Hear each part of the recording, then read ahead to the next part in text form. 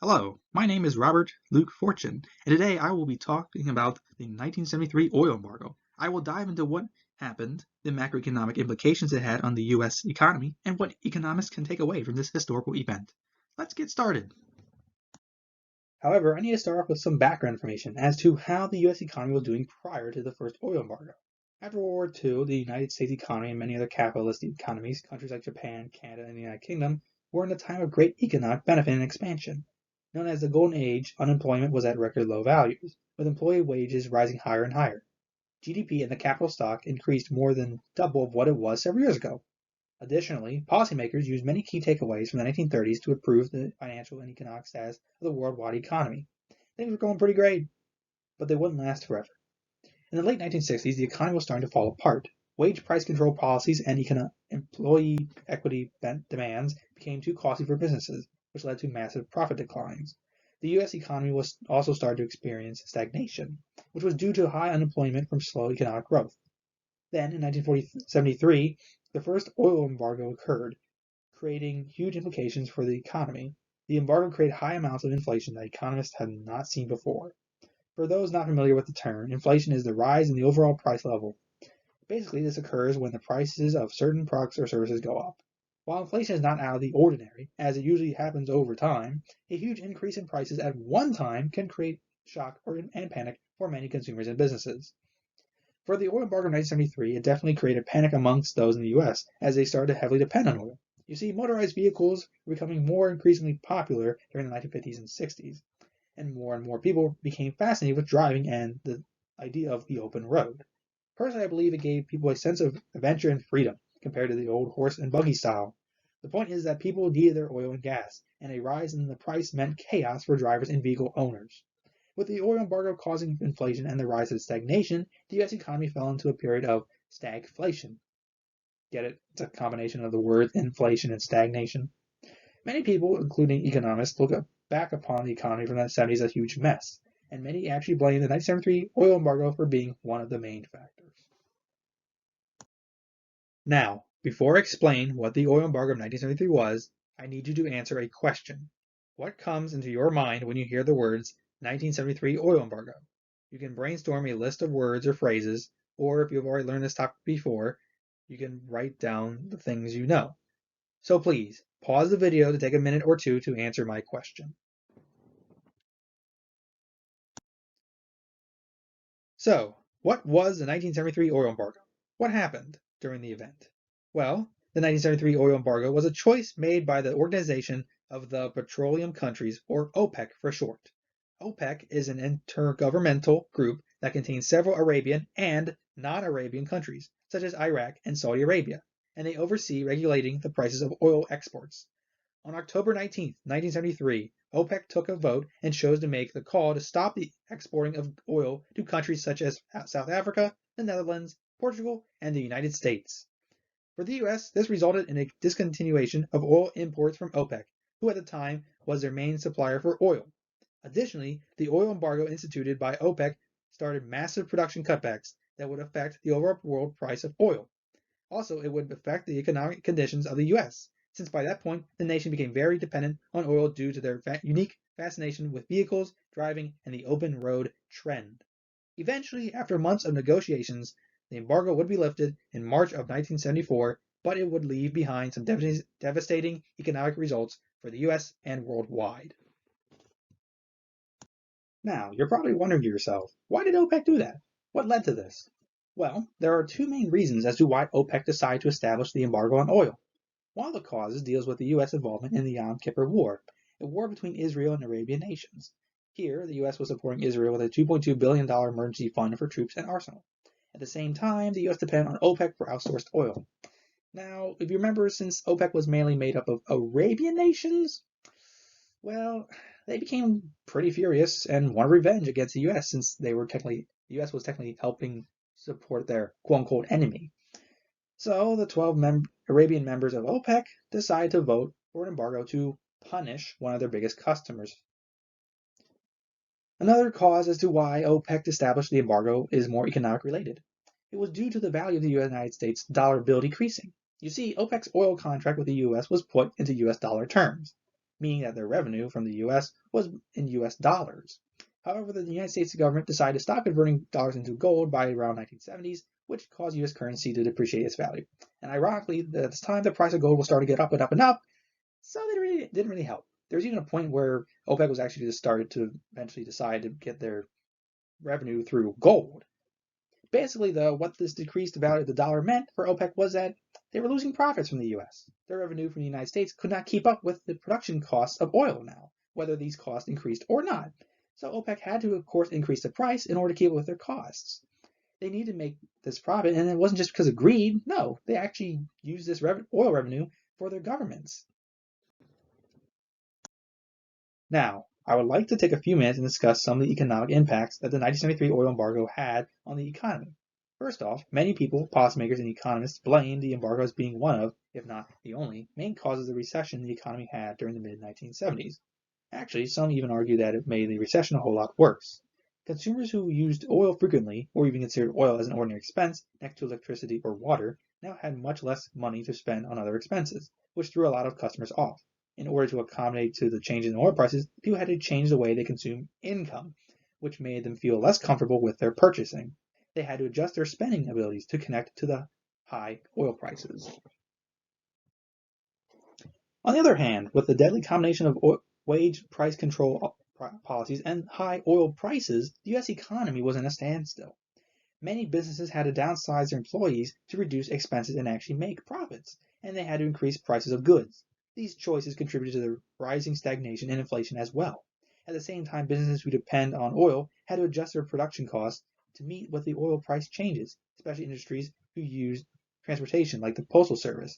Also, interest rates from the Federal Reserve altered in value all over the place, making it harder for businesses to keep prices high as well. With these economic disadvantages and the oil embargo's devastating effects, the U.S. economy was falling apart as the days went by. The U.S. government even had to negotiate with OPEC to reduce oil prices, and they even developed certain policies, but they proved to be not as effective. Project Independence, for instance, was made to reduce the amount of oil consumption made by making the U.S. more reliant on domestic fuel sources and producers. However, though, the number of oil consumption just kept rising, thus making Project Independence a failure. At the same time, oil production was cut back drastically, making the supply of oil in the U.S. decline as well. OPEC was the United States' biggest oil supplier, and without them, the U.S. would eventually have a drastic decline in oil and/or their gasoline supply.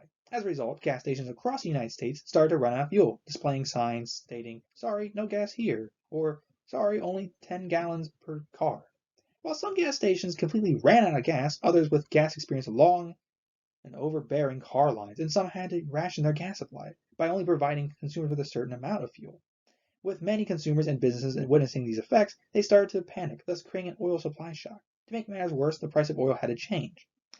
So what really did happen with the price of oil, you may ask? Well, oil prices quadrupled over the span of the embargo, which may remind you only lasted about 6 months, causing a huge shock for consumers and those dependent on oil. To illustrate, before the embargo, the price of oil was $2.90 per oil barrel. By January of 1974, that price dramatically increased to $11.65 per barrel. For inflation purposes, that's about $25.90 per barrel to $46.35 per barrel. And to add salt to the wound, this higher price would stay for good after the embargo and would rise over time due to inflation. These oil prices made many consumers quite fearful, as it even led to what is known as the 1973 oil price shock, where it produced concern and doubtful beliefs for the future of oil and gasoline. Now, for this section of my presentation, I want to show you guys a CPI table. However, this table from the Bureau of Labor Statistics actually represents the CPI from the 70s decade and how it increased or decreased throughout the decade. Now, CPI stands for the Consumer Price Index, which is a value that measures the main or average level of prices that customers pay for various products and services. The purpose of the value represents how much the prices changed over time.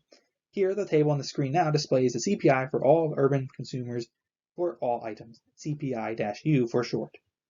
The far grayish left side column represents each year from 1970 to 1980, and the top row shows each of the 12 months of a year. If someone were to read the numbers left and right, they would notice that the numbers change every month for every year. For instance, if you look at the month of January of the year 1971, then you notice that the number decreased from 2.9 in January to 1.4 in the following February. I might as well point out that this decrease in the CPI represents a deflation, which means that there is a decline in the price level of goods and services. Now, after learning how to read one of these tables, notice that in the year 1973, the CPI starts to increase hugely, especially around the significant date of October, and the month of 1973, where OPEC enacted the oil embargo.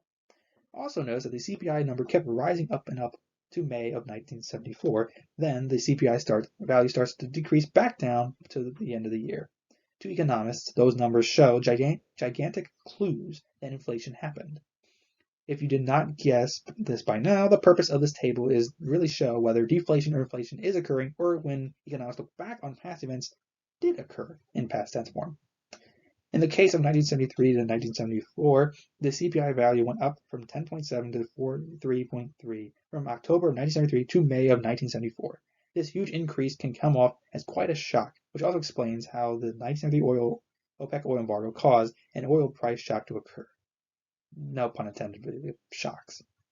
Even after May of 1974, notice how the numbers were still a lot higher than they were before 1973. By March of 1975, the CPI value went back down to values seen prior to 1973, but not as much more large increases for a while. These high CPI values also show that recession really did happen during the years of 1973 to 1975.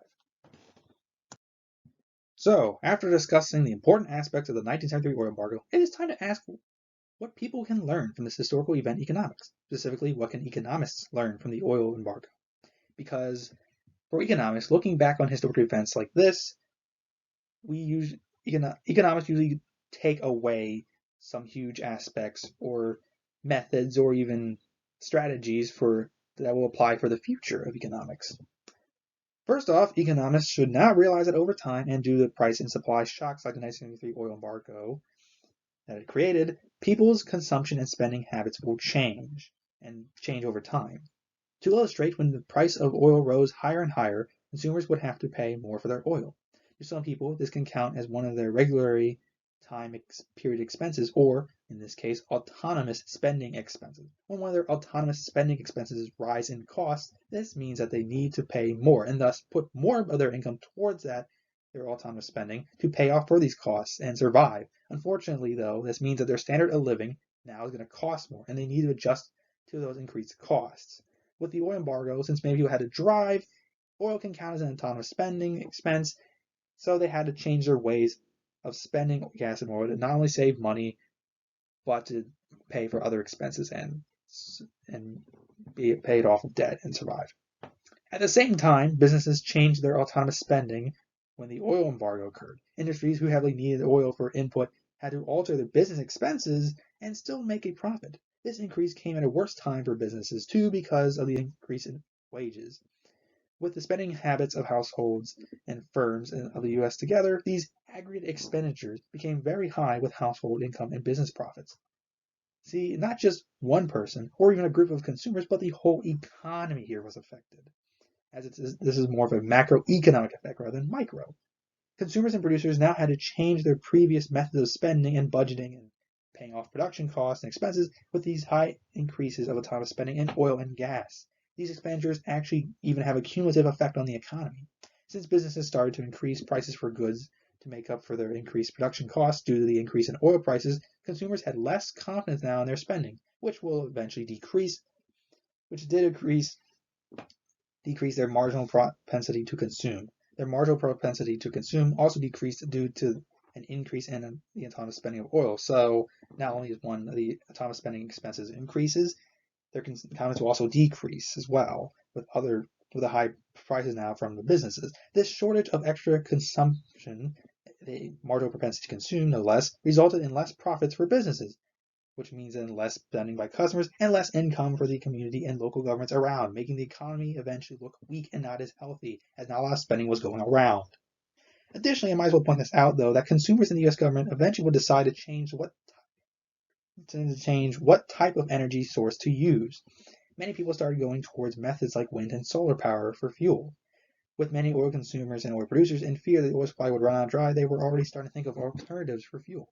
Businesses were already starting to go more towards renewable sources so that they, just in case another crazy oil shock, supply shock, or price shock will happen, they can be able to have the benefit of the doubt of not going towards that route. Also, these sources are renewable, which basically means they shouldn't really even run out or decrease in supply. So really a supply shock shouldn't even happen in the first place. Another big takeaway economists now have is that technology can make significant changes in the economy, and or new trends can influence the economy of any country.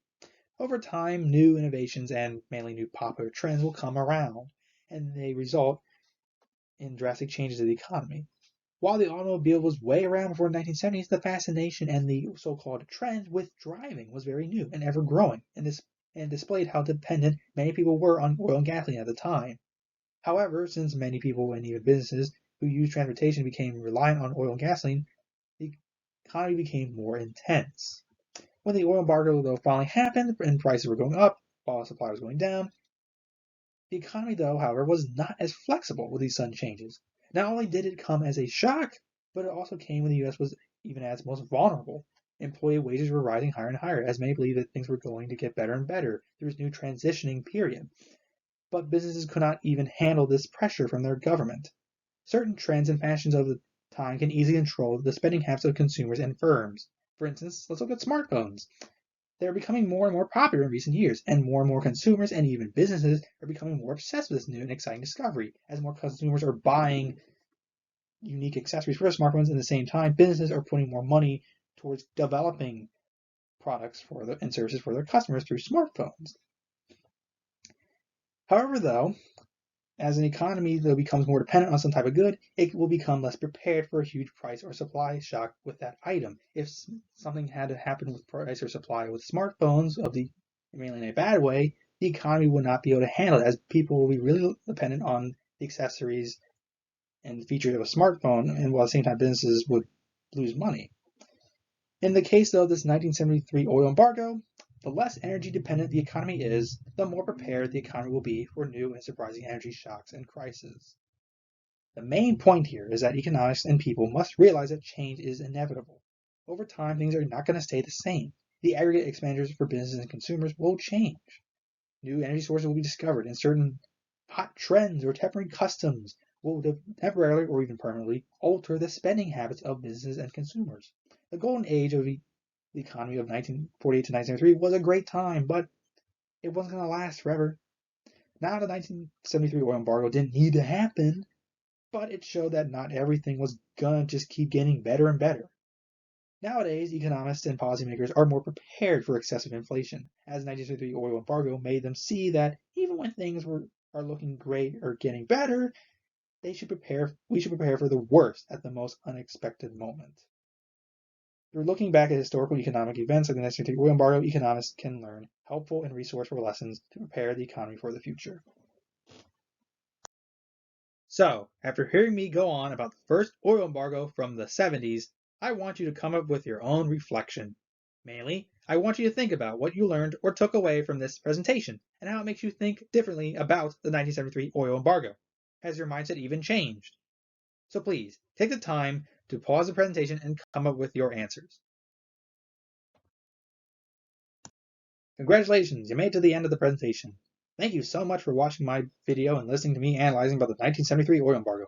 Here are some of the references I used for research and gathering my information. I highly recommend checking them out if you are interested in learning more about the 1973 oil embargo.